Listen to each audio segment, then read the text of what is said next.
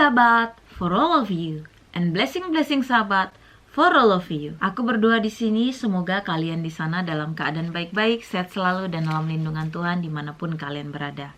Begitu juga dengan aku di sini, sehat-sehat dan baik-baik selalu. Di video kali ini aku mau menyambung tentang kisah Yesus selama di dunia.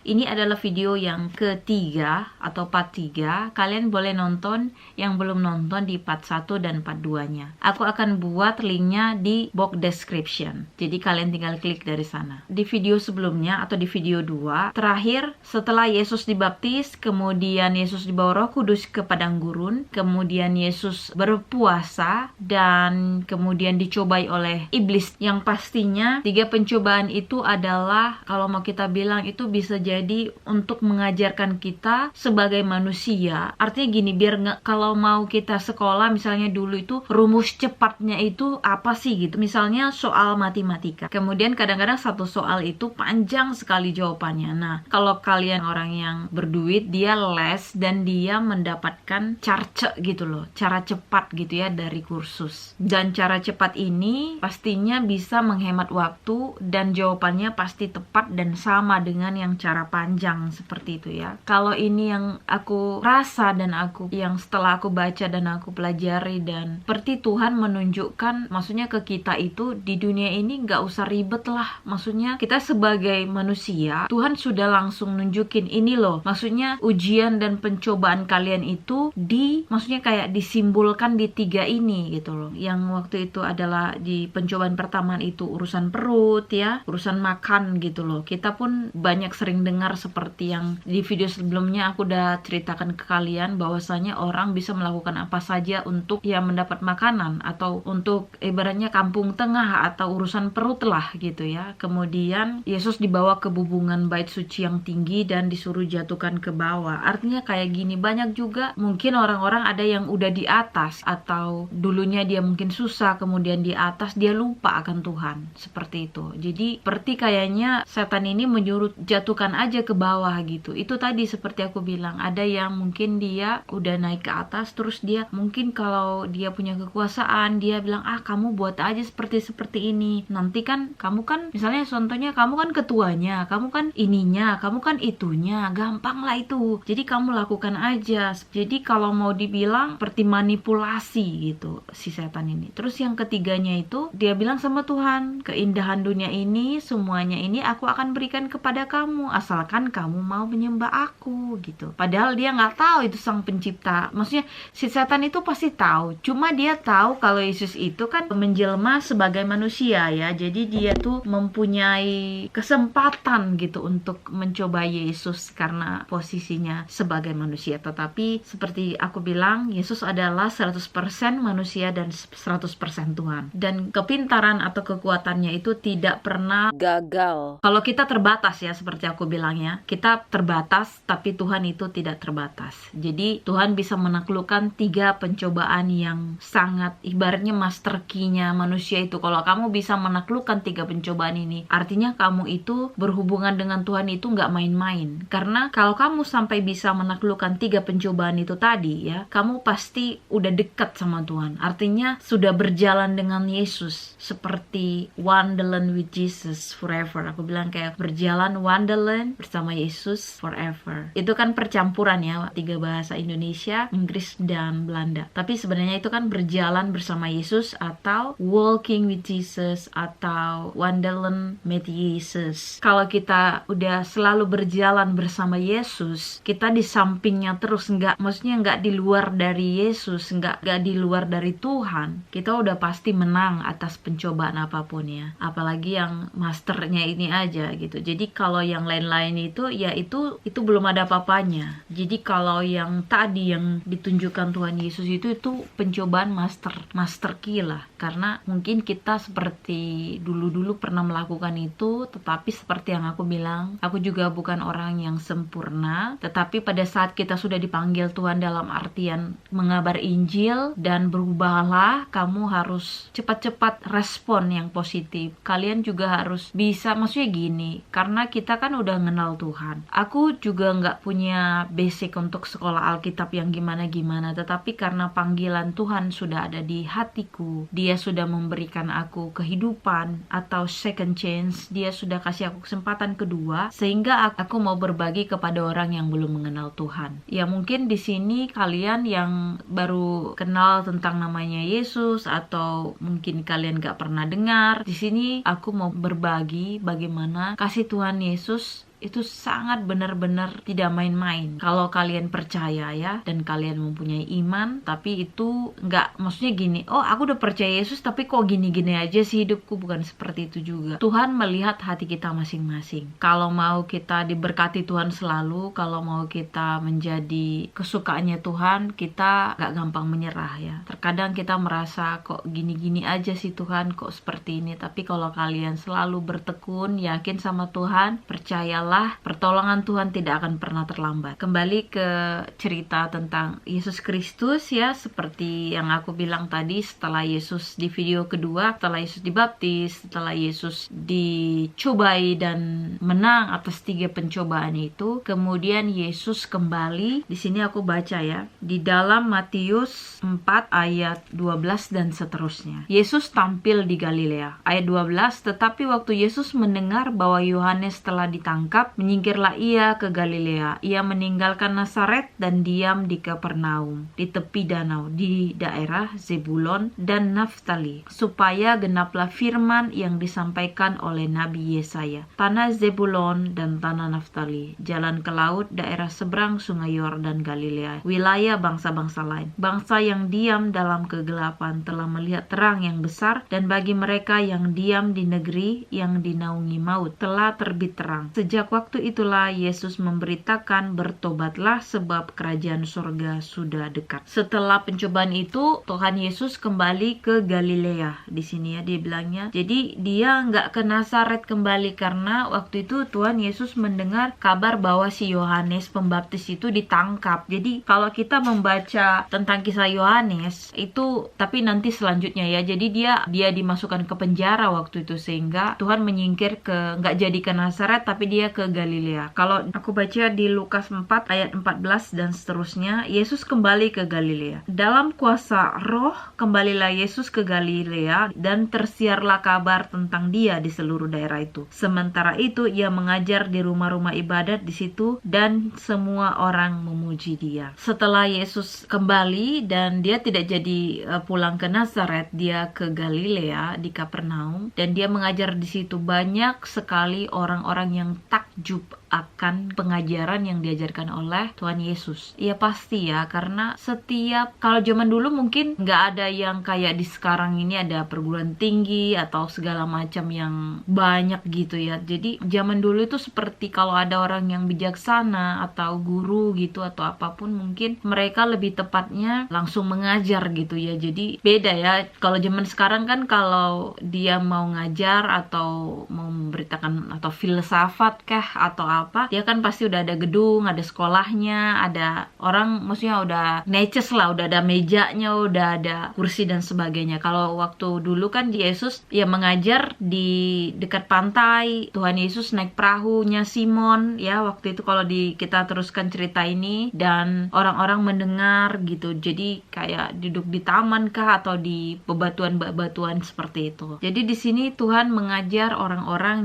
yang ada di situ, di tempat itu, dan banyak sekali yang merasa takjub akan setiap jawaban atau pengajaran yang diberikan kepada orang-orang yang mendengar. Dan semakin tersiarlah bahwa ada seorang yang benar-benar pintar dan sangat jenius ya. Kalau zaman sekarang itu ada orang jenius gitu. Jadi mereka pada duduk dan mendengarkan, dari daerah lain juga pada datang gitu untuk menemui Yesus. Di ayat selanjutnya di sini dikatakan, aku baca di Lukas 4 ayat 16 dan seterusnya, Yesus ditolak di Nazaret. Ia datang ke Nazaret tempat ia dibesarkan. Kemudian Yesus balik ke Nazaret tempat ia dibesarkan ya. Dia kan memang dari Nazaret ya, ibu bapaknya kan tinggal di Nazaret. Di Lukas 4 ayat 16, ia datang ke Nazaret ke tempat ia dibesarkan, dan menurut kebiasaannya pada hari Sabat ia masuk ke rumah ibadat lalu berdiri hendak membaca membaca dari Alkitab. Kepadanya diberikan kitab Nabi Yesaya, dan setelah dibukanya ia menemukan nas di mana ada tertulis, Roh Tuhan ada padaku, oleh sebab ia telah mengurapi aku untuk menyampaikan kabar baik kepada orang-orang miskin, dan ia telah mengutus aku untuk memberitakan pembebasan kepada orang-orang tawanan dan penglihatan bagi orang-orang buta, untuk membebaskan orang-orang yang tertindas, untuk memberitakan tahun rahmat Tuhan telah datang. Kemudian ia menutup kitab itu, memberikannya kepada pejabat, lalu duduk, dan mata semua orang dalam rumah ibadat itu tertuju kepadanya. Lalu ia memulai mengajar mereka, katanya, pada hari ini genaplah nas ini sewaktu kamu mendengarnya. Dan semua orang itu membenarkan dia, dan mereka heran akan kata-kata yang indah yang diucapkannya. Lalu kata mereka, bukankah ini anak Yusuf? Jadi setelah Tuhan membuka kitab Nabi Yesaya, membacakannya, Tuhan membilang nas ini sudah genap. Artinya kan itu penolong atau Mesias kan dia sendiri gitu. Jadi ini aku udah datang gitu. Dan kemudian dia bilang ini nas ini sudah genap, sudah. Inilah aku udah datang, seperti itu. Dan orang-orang melihat pengajarannya, melihat kata-katanya, semua pada yakin. Tetapi ada juga yang bilang, bukankah ini anak Yusuf? Kemudian aku lanjutkan di ayat 23, maka berkatalah ia kepada mereka, tentu kamu akan mengatakan pepatah ini kepadaku, hai tabib, sembuhkanlah dirimu sendiri, perbuatlah di sini juga, di tempat asalmu ini, segala yang kami dengar yang terjadi di Kapernaum. Dan katanya lagi, aku berkata kepadamu, sesungguhnya tidak ada nabi yang dihargai di tempat asalnya. Dan aku berkata kepadamu, dan kataku ini benar, pada zaman Elia terdapat banyak perempuan janda di Israel ketika langit tertutup selama 3 tahun dan 6 bulan, dan ketika bahaya kelaparan yang hebat menimpa seluruh negeri, tetapi Elia diutus bukan kepada salah seorang dari mereka, melainkan kepada seorang perempuan janda di Sarfat di tanah Sidon. Dan pada zaman Nabi Elisa banyak orang kusta di Israel, dan tidak ada seorang pun dari mereka yang ditahirkan selain daripada Naaman orang Syria itu. Mendengar itu sangat marahlah semua orang yang di rumah ibadat itu. Mereka bangun lalu menghalau Yesus keluar kota dan membawa dia ke tebing gunung tempat kota itu terletak untuk melemparkan dia dari tebing itu. Tetapi ia berjalan lewat dari tengah-tengah mereka lalu pergi. Jadi ini aku udah baca sampai ayat 30 terakhir. Di situ si orang-orang yang datang itu semuanya adalah orang-orang yang mencari kebenaran juga gitu. Tetapi nggak semua orang juga yang tulus ya. Artinya seperti di sini ada yang bilang, bukannya kamu anaknya Yusuf? Kok kamu ini mungkin seperti itu ya. Jadi Tuhan langsung menjawab. Dia bilang tidak ada seorang nabi yang dihargai dari tempat asalnya. Mungkin lebih tepatnya gini ya kayaknya. Banyak orang-orang yang merasa kadang-kadangnya kayak kita aja orang Indonesia, kita sering dengar lah ya. Ini udah rahasia umum lah dibilang. Sering kan kita lihat kalau kamu udah pintar ini itu, sekolahnya tinggi, kadang-kadang di Indonesia nggak dihargai dan sebagainya gitu. Tapi ya kalau menurut aku sih ada benarnya, tapi nggak 100% juga benar, tergantung lah ya. Banyak sekali sih yang ya kita lihat juga kadang-kadang ada yang miris juga gitu ya. Tapi kita nggak bisa, seperti aku bilang, nggak bisa kita berlama-lama. Kekecewaan itu nggak harus terus-terus kita pendam. Kita harus move on ya. Kita harus belajar untuk hal-hal udah ditinggalin aja lah, hal-hal yang udah kira-kira maksudnya udah nggak mengenakan, kita tinggalkan di belakang. Jadi dalam artian bukan kita nggak peduli atau apa, maksudnya negativity itu kita nggak bisa terus-terus bawa, karena itu akan terus menggerogoti kita sendiri gitu. Pada akhirnya kita harus mengejar yang namanya kehendak Tuhan dalam artian yang positif gitu. Nggak ada, maksudnya nggak ada baiknya kalau kita selalu ke negatif. Jadi kita usahakan yang positif supaya kita pun semakin terpacu gitu, semakin semangat untuk hidup, menjalanin hidup atau apapun gitu ya. Kemudian tadi ada yang dikatakan juga, dia bilang di sini kan di ayatnya yang ke-25, dan aku berkata kepadamu, dan kataku ini benar, pada zaman Elia terdapat banyak perempuan janda di Israel ketika langit tertutup selama 3 tahun dan 6 bulan, dan ketika bahaya kelaparan yang hebat menimpa seluruh negeri. Tetapi Elia diutus bukan kepada salah seorang dari mereka, melainkan pada seorang perempuan seorang janda di Sarfat di tanah Sidon. Dan kemudian waktu penyakit kusta juga yang malah yang sembuhkan itu si Naaman, ya, orang Syria gitu. Jadi bukannya orang Israel gitu. Artinya gini, Tuhan mengajar orang Israel itu juga. Seperti kan kalau kita baca itu dari perjanjian lama, bangsa Israel itu adalah bangsa pilihan. Kalau sampai Tuhan malah seperti yang itu tadi, malah Tuhan kayak menunjuk si jandanya itu dari yang di Sarfat gitu ya, bukan yang dari janda yang di Israel gitu. Atau orang kusta juga ada di Israel, tapi malah yang disembuhkan itu adalah si Naaman orang Syria gitu. Kan kita jadi bisa bertanya gitu, kenapa? Kalau kalian pernah baca tentang Israel yang tadinya pilihan Tuhan, dan pastinya memang bangsa Israel adalah bangsa pilihan, tapi karena mereka itu selalu pada saat perjalanan bersungut-sungut, kemudian ada penyembahan berhala dan sebagainya, Tuhan itu jadi kayak gimana ya aku bilangnya, jadi kayak mengajar mereka gitu loh. Kalian kayak ngomong sesuatu gini, kamu adalah anakku. Misalnya gini, kalian punya anak, terus kalian tiba-tiba anak kalian merasa sesuka hati, sewenang-wenang gitu, nggak melakukan apa yang, dalam artian gini deh, bukan maksudnya kalian negatif lah, tapi nggak menyenangkan hati kalian atau membuat kalian malu, dia berlaku kasar dan sebagainya. Terus kalian malah, contohnya ada orang lain yang membutuhkan pertolongan, kalian bantu dia dan anak itu berhasil gitu. Aku rasa sih ya gimana ya, sementara anak sendiri kalau udah disekolahin dan udah diajarin, diberikan fasilitas, malah nggak mau dia gitu loh. Kalian pasti ngerti ya maksud aku. Ya begitulah jadinya Tuhan. Jadi dia itu udah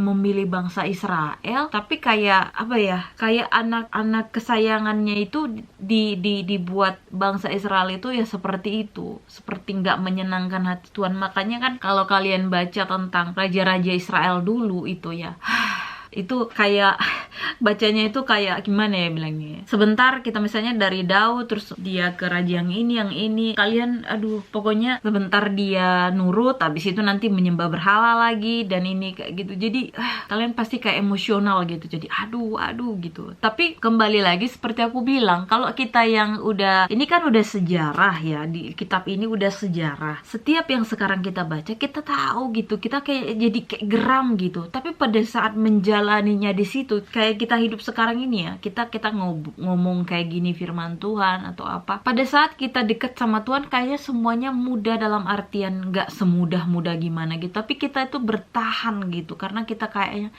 Tuhan yakin engkau pasti yang nolong gini. Tapi pada saat masalahnya itu ada gitu, pada saat ada goncangan, ada ujian dan sebagainya, itu kita tuh sering lupa sama Tuhan, lupa dengan janji-janjinya Tuhan yang sungguh indah dan benar-benar indah gitu loh. Jadi kita di sini aku mengajak kalian tuh merenungkan, artinya kadang seperti ini ya, dulu aku rajin ke gereja juga, aku rajin ini itu, tapi kayak baca firman itu nggak sedalam ini gitu loh, nggak yang maksudnya ya kalau ada khotbah, ya bagus banget ya khotbahnya, gini-gini, wow, segala macem gitu. Tetapi kalau kayak sekarang ya, apalagi pandemi ini, kita kan nggak ke gereja gitu. Kalaupun ada gereja, Zoom dan sebagainya. Tapi aku nggak ngikutin karena kadang-kadang ada gangguan lah atau apa. Jadi aku lebih ke belajar Alkitab sendiri, baca sendiri. Karena kan Alkitab ini kan bahasa Indonesia. Jadi aku Alkitabku aja bahasa Indonesia ini aku bawa di sini. Ada juga sih bahasa Belanda dan bahasa Inggris yang aku punya juga. Tapi aku suka membandingkan itu ayatnya, tapi ada beberapa yang mungkin kayak bahasa ini dia mengatakannya yang gini, tapi intinya itu sama ya, intinya itu sama semua. Cuma kalau aku bilang, kalau kalian belajar sendiri, baca Alkitab sendiri dan minta tuntunan dari Roh Kudus, kayak lebih gimana ya, kalian apalagi kalian ada perenungan gitu, untuk pagi perenungan. Oh iya, aku juga mau kasih tahu kalau di video-video selanjutnya aku akan merekam untuk seperti kayak setiap pagi kan aku selalu baca Alkitab, baca firman. Jadi lebih baik tiap pagi itu aku baca berdasarkan supaya nggak terlalu panjang juga videonya. Karena mama aku katanya, Uli videonya jangan panjang-panjang, bosan orang nonton katanya. Jadi oke, aku pikirkan caranya. Jadi aku akan bikin video itu kayak setiap pagi gitu. Jadi yang aku baca itu bisa jadi cuman 2 ayat kah, atau berapa ayat gitu. Jadi tentang kisah-kisah juga gitu. Cuma dia nggak terlalu panjang yang panjang, kecuali nanti ada yang singkat baru aku singkatin gitu, karena mungkin kalian nanti bosan di sana nontonnya ya. Oke, aku lanjutkan lagi. Setelah Yesus mengatakan itu, ternyata kan orang-orang di situ terakhir di sini setelah mereka mendengar perkataan Yesus bahwasanya nasi ini sudah genap, karena dia sudah menggenapi maksudnya di situ. Tapi kembali lagi seperti aku bilang, di dalam gereja itu atau di dalam Ka'bah itu, orang-orang pun datang, nggak semua orang sama pemikirannya gitu. Bahkan di sini orang-orang itu marah, malah katanya marah, kemudian mau melemparkannya dari tebing gitu. Jadi aku nggak bilang, ya maksudnya gini loh, di gereja itu juga semua orang bisa masuk kan. Jadi yang bisa ngelihat apakah dia memang benar-benar apa enggak itu kan cuman Tuhan yang bisa lihat langsung ke dalam hati kita masing-masing gitu. Karena di sini udah terbukti, bahkan Yesus sudah mengatakannya langsung, nggak semua orang percaya, bahkan ada yang mau melemparkan dia dari tebing gitu. Disinilah kita bisa belajar. Kadang-kadang dulu kita bacanya sekilas gitu, tapi setelah kita kayak jadi bahan perenungan seperti kayak aku mikir jadi gini, iya juga ya, di dalam gereja itu bukan hanya orang suci saja. Jadi siapapun dia, kadang-kadang kita ngelihatnya kayak suci, kayak bersih gitu, kayak orangnya penurut dan sebagainya, tapi kita kan nggak bisa lihat langsung ke dalam hatinya, cuma Tuhan gitu. Artinya di sini juga kita harus bisa untuk, maksudnya gini ya, nggak perlu kita pasti menegur satu sama lain lah di gereja atau apa, tapi maksudnya kita nggak bisa menuduh juga, tetapi Tuhanlah yang melihat hati kita masing-masing. Di dalam Lukas 4 ayat 31 dan seterusnya. Kemudian Yesus pergi ke Kapernaum, sebuah kota di Galilea, lalu mengajar di situ pada hari-hari Sabat. Mereka takjub mendengar pengajarannya, sebab perkataannya penuh kuasa. Di dalam rumah ibadat itu ada seorang yang kerasukan setan, dan ia berteriak dengan suara keras, "Hai engkau Yesus orang Nazaret, apa urusanmu dengan kami? Engkau datang hendak membinasakan kami. Aku tahu siapa engkau, yang kudus dari Allah." Tetapi Yesus menghardiknya, katanya, "Diam, keluarlah daripadanya." Dan setan itu pun menghempaskan orang itu ke tengah-tengah orang banyak, lalu keluar daripadanya dan sama sekali tidak menyakitinya. Dan semua orang takjub, lalu berkata seorang kepada yang lain, katanya, "Alangkah hebatnya perkataan ini, sebab dengan penuh wibawa dan kuasa ia memberi perintah kepada roh-roh jahat, dan mereka pun keluar." Dan tersebarlah berita tentang dia kemana-mana di daerah itu. Di sini dibilang Yesus berada di rumah ibadat di Kapernaum ya. Jadi selama Tuhan Yesus di dunia itu, dia nggak main-main gitu. Dia ngajar, dia memberikan informasi, dia mengajar orang supaya berbuat baik dan sebagainya, bahkan menyembuhkan orang yang kerasukan. Jadi si kerasukan ini, yang dirasukin ini malah bilang, "Kamu ngapain? Aku tahu engkau adalah yang kudus dari Allah," gitu. Si setan ini aja kenal gitu loh. Si setan yang dirasukin ini, dia kenal kamu adalah yang kudus dari Allah gitu. Nah, kita manusia yang udah segambar dari Tuhan, kita nggak bisa ngelihat jelas gitu. Makanya seperti aku bilang, tiap apapun perkataan Tuhan itu kita benar-benar harus minta Roh Kudus tuntun, supaya maknanya itu nggak sia-sia gitu, nggak hanya lalu aja gitu, baca lalu. Makanya sekarang aku setiap baca itu, aku renungkan itu, oh iya maksudnya ini. Kok dulu aku taunya cuman segini sih, cuman segini sih. Nah, setelah sekarang setiap firman yang aku baca itu selalu punya makna, selalu kayak aku kaitkan sekarang itu, selalu ada aja gitu yang Tuhan ingin mengatakannya itu lebih dalam gitu. Makanya rajin-rajin lah kalian di sana juga baca Alkitab. Bukan hanya aku saja di sini, dalam artian kalian juga di sana bisa langsung baca, kalian bisa koreksi juga, atau mungkin aku ada salah penyampaian, atau mungkin kalian lebih tahu dari aku, kalian juga bisa langsung komen di video aku gitu, oh begini atau bagaimana. Jadi kita sama-sama, atau mungkin kalian punya pengalaman kah atau apapun itu. Jadi kita sama-sama belajar ya. Jadi Yesus di sini seperti aku bilang itu on purpose. Tuhan Yesus itu punya tujuan yang mulia sekali buat manusia. Jadi dia nggak menyia-nyiakan gitu. Artinya dia di dunia ini ada tujuannya gitu, dan dia kerjain semuanya gitu. Makanya kalau kita udah lahir di dunia terus kita buang-buang waktu, kita nggak mempergunakan waktu kita sedemikian rupa. Padahal kita ini manusia loh, manusia biasa. Dia aja Tuhan, dia kerjakan semuanya. Dia nggak, maksudnya kalau Tuhan ya suka-suka lah harusnya, namanya kayak big boss ya. Dia suka-sukanya lah seharusnya gitu. Tapi nggak, dia itu ibaratnya udah bos, tapi dia melakukan tugas-tugasnya dan dia nggak main-main gitu, semuanya dia kerjakan. Dan artinya dia kerjakan itu menggenapi yang udah dibuat gitu. Jadi dia menggenapi semuanya gitu, nggak yang diulur-ulur, antarlah gitu. Kan kita biasanya gitu juga, bentarlah besok aja atau gimana gitu ya. Tapi Tuhan melakukannya on time sedemikian rupa dan dia nggak pernah menyia-nyiakan waktunya. Kemudian aku lanjutkan di Lukas 5 ayat 1 sampai seterusnya. Penjala ikan menjadi penjala manusia. Pada suatu kali Yesus berdiri di pantai danau Genesaret, sedang orang banyak mengerumuni dia hendak mendengarkan firman Allah. Ia melihat 2 perahu di tepi pantai. Nelayan-nelayannya telah turun dan sedang membasuh jalannya. Ia naik ke dalam salah satu perahu itu, yaitu perahu Simon, dan menyuruh dia supaya menolakkan perahunya sedikit jauh dari pantai. Lalu ia duduk dan mengajar orang banyak dari atas perahu. Setelah selesai bicara, ia berkata kepada Simon, "Bertolaklah ke tempat yang dalam dan tebarkanlah jalamu untuk menangkap ikan." Simon menjawab, "Guru, telah sepanjang malam aku bekerja keras dan kami tidak mendapat apa-apa, tetapi karena Engkau yang menyuruhnya, aku akan menebarkan jala juga."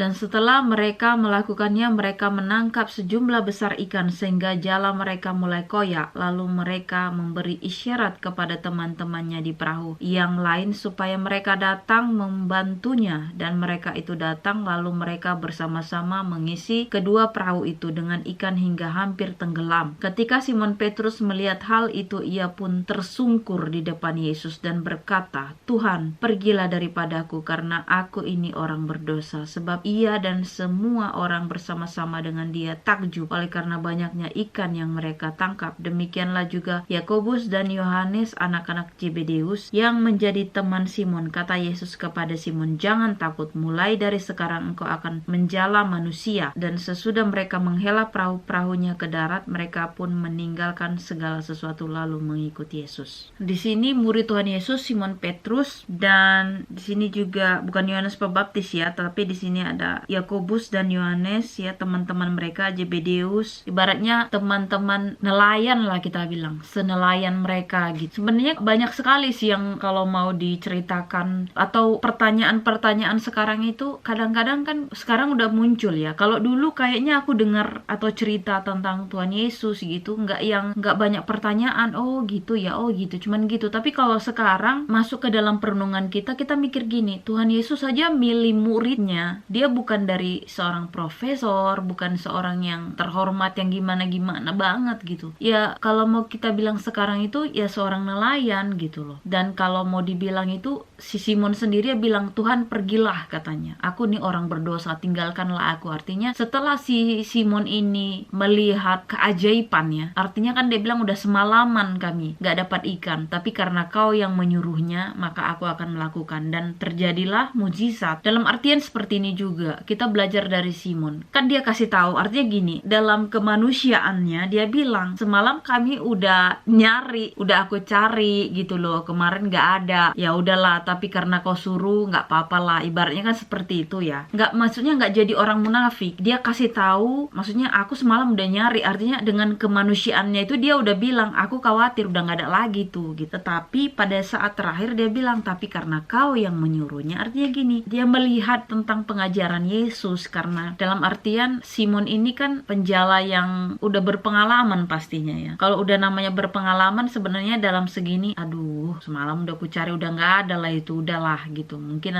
nantilah entah berapa hari lagi baru, mungkin gitu kan. Tapi dia bilang, "Tapi karena Kau yang menyuruhnya," karena ya itu tadi, karena dia mempercayai hal itu. Dan Tuhan kembali lagi, karena imanmu. Misalnya kita ada sesuatu apapun, masalah atau apalah itu ya, kita juga bisa bilang, "Ya Tuhan, aku sudah melakukan ini tapi udah gak bisa, tapi biarlah kehendak-Mu yang jadi." Kita serahkan sama Tuhan. Nanti Tuhan yang nuntun, nanti Tuhan yang ngajarin sendiri apa maunya Tuhan. Dan kalau memang sudah terjadi gitu, kita gak usah nuntut-nuntut lagi sama Tuhan. Aku belajar di situ juga, oh berarti ada sesuatu gitu, ada yang mungkin bisa jadi kita gak lihat sekarang gitu, tapi nanti kan seperti yang sekarang ini aku bilang, kita kan udah lihatnya nanti di terakhir gitu. Nah sekarang ini kita butuh yang namanya iman percaya. Kita memang sulit, tapi marilah kita sama-sama berdoa, kita sama-sama belajar firman, kita sama-sama mengerti, karena dengan pertolongan Tuhan itu semuanya dibukakan gitu. Baik dari persoalan, baik dari ketidaktahuan, baik dari apapun pasti dikasih tahu sama Tuhan. Dan satu hal, kita sama Tuhan gak usah yang hipokrito ya, gak perlu kita yang munafik-munafik, karena Tuhan bisa ngelihat hati kita, bahkan sebelum kita ucapkan juga dia udah tahu gitu. Nah, kita kasih tahu kelemahan kita, doa kita. Seperti Simon, pergilah Tuhan karena aku orang berdosa. Dia langsung bilang seperti itu, tetapi kan dibilang siapa yang meninggikan diri, dia akan direndahkan, tetapi siapa yang merendahkan diri, dia akan ditinggikan. Nah, Simon ini merendahkan dirinya, kemudian Tuhan mengangkatnya, katanya, mulai sekarang kamu menjadi penjala manusia, bukan penjala ikan lagi. Pekerjaan Tuhan itu nggak main-main. Kalau kita dengar dari khotbah-khotbah orang atau dari khotbah para pendeta yang aku sering lihat di YouTube dan sebagainya, itu sekarang firman Tuhan itu udah menyebar dengan cepat, dan orang-orang puji Tuhan banyak yang sekarang menjadi mengenal Tuhan, menjadi kenal siapa itu Yesus dan beriman kepada Tuhan Yesus. Itu sangat surga bersorak-sorak. Dan bagi kita bukan ini bicara soal fanatik yang gak jelas, bukan ya, tetapi seperti aku bilang tadi, aku juga ingin kalian di sana itu mengenal Tuhan Yesus yang hidup, yang menyelamatkan kita, yang bukan Tuhan sembarang Tuhan. Memang benar-benar sang Khalik. Dan di sini Tuhan juga memilih itu bukan seperti lagi aku bilang. Dia nggak memilih yang harus yang gagah perkasa kah, orang kaya kah, apa. Dia pakai orang yang dianggap dunia itu gak ada apa-apanya. Artinya kan sekarang aja kalau ditanya nelayan, seorang nelayan kesannya kan nelayan atau apa gitu ya, nggak yang wow gitu. Kalau ditanya dia apa profesi, atau profesor, manajer atau general manager dan sebagainya, atau dan ini dan itu tuh kan udah kayaknya orang dengar wow keren ini gini apanya jabatannya atau apa. Tetapi Yesus di sini memilih seorang nelayan menjadi muridnya, dan teman-temannya juga jadi muridnya ya, karena di sini kan dia dibilang tadi si Yohanes, Zebedeus dan lain-lain juga kan udah ikut juga, karena kan mereka kayak segerombolan gitu. Nah, akhirnya mereka menjadi murid Tuhan Yesus. Di sini diceritakan juga pada saat itu Tuhan udah mengajar banyak orang, menyembuhkan orang, dan Tuhan ini nggak main-main loh. Nyembuhkannya itu bukan kayak dokter sekarang. Kalau dokter sekarang kan kayak aku waktu sakit itu operasi ya harus disediakan ini dan itu. Tuhan Yesus menyembuhkan orang sakit, mengeluarkan orang yang kerasukan itu hanya lewat firman, firmannya, lewat ucapannya, perkataannya. Jadi nggak perlu kayak operasi misalnya di meja siapkan ini itu sebelum ini dan sebagainya ya. Itulah Tuhan kita. Jadi kita aku mempercayai Tuhan yang hidup, Tuhan yang nggak sembarangan gitu. Tapi seperti yang aku bilang, kalau zaman sekarang bukan berarti kita nggak harus ke dokter. Maksudnya nggak usah aja lah, biar aja Tuhan gitu. Kalau kalian mempunyai iman seperti itu, aku ucapkan itu sangat baik juga kalau kalian menyakininya. Tetapi kalau untuk yang dalam artian kita yang lemah ini ya, seperti aku bilang ya, kita cek ke dokter juga ini, tetapi kita juga berdoa. Seperti aku bilang, dokter membantu kita, tetapi dia nggak bisa menggaransi. Yang bisa garansi itu cuma Tuhan, itu artinya. Jadi di dalam kedagingan kita ini masih ada, tetapi maksudnya gini, kita mengikuti prosedur. Artinya kalau kita sakit ya ke dokter, tapi semuanya itu berasal dari Tuhan sumbernya, kesehatannya, dan kita yakini itu. Karena dokter apapun dimanapun di dunia ini, kalian mau profesor apapun, kalau kalian misalnya sakit kanker atau apa, dia nggak pernah jamin. Kalaupun ada mau operasi, dia selalu langsung pahit-pahit juga bilang apapun bisa terjadi. Itu loh, itu kalian harus pahami di situ. Jadi sumbernya itu ya semua dari Tuhan, tapi bukan berarti kalian ya udah nggak usah ke dokter, bukan gitu. Semuanya sumber dari Tuhan. Makanya kita cuma bisa berusaha, kita cuma bisa melakukan ini dan itu, tetapi kembali lagi seperti aku bilang, semuanya Tuhan. Kalau bagi kalian di sana mungkin yang nggak mau langsung ini itu, kalian percaya dengan Tuhan, kalian melakukan atau berpuasa atau apapun itu dan sembuh, itu berarti iman. Karena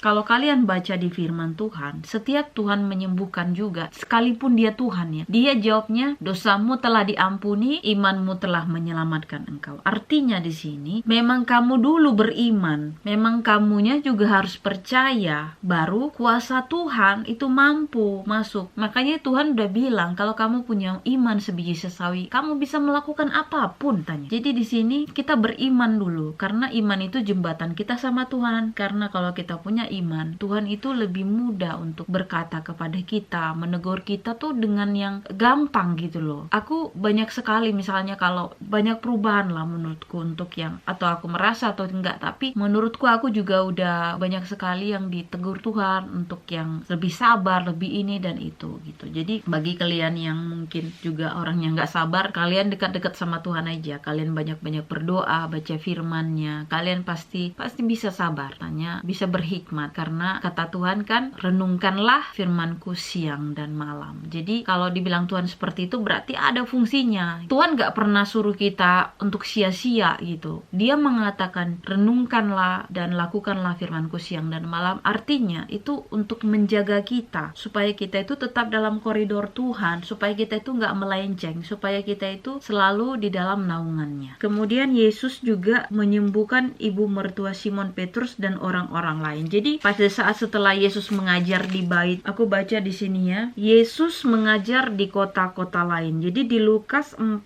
ayat 42 dan seterusnya. Ketika hari siang, Yesus berangkat dan pergi ke suatu tempat yang sunyi. Tetapi banyak orang mencari dia lalu menemukannya dan berusaha menahan dia supaya jangan meninggalkan mereka. Tetapi ia berkata, maksudnya Yesus ya, kepada mereka juga di kota-kota lain, aku harus memberitakan Injil kerajaan Allah, sebab untuk itulah aku diutus. Dan ia memberitakan Injil dalam rumah-rumah ibadat di Yudea. Jadi ada orang-orang yang katakanlah mungkin dia jadinya kayak egois gitu. Jadi dia nggak mengizinkan Yesus, udah Yesus di sini aja dong, jangan kemana-mana gitu. Nah Yesus bilang gini, aku juga harus memberitakan tempat yang lain, karena untuk itulah aku diutus. Yesus mengajarkan kita, dia datang ke dunia itu punya tujuan. Dia lakukan tujuannya on time, dia lakukan kerjakan ke sini. Dan ketemu ada orang mungkin katakanlah dia mengasihi Yesus, dia nggak mau kehilangan Yesus. Tapi Yesus bilang, kamu nggak boleh egois, karena aku akan menceritakan kepada yang lain juga, bukan kamu aja gitu. Dan di sini aku juga mengatakan kepada kalian, aku nggak mau aku selamat sendiri gitu, dan aku ingin kalian juga selamat. Maka itu aku mau supaya kita yang mendengarkan di sini juga selamat dan menjadi murid Tuhan Yesus, dan kita pun berada di dalam kasih sayang Tuhan Yesus. So sampai di sini video aku. Untuk next video kita lanjutkan lagi, dan Tuhan Yesus memberkati. Amin.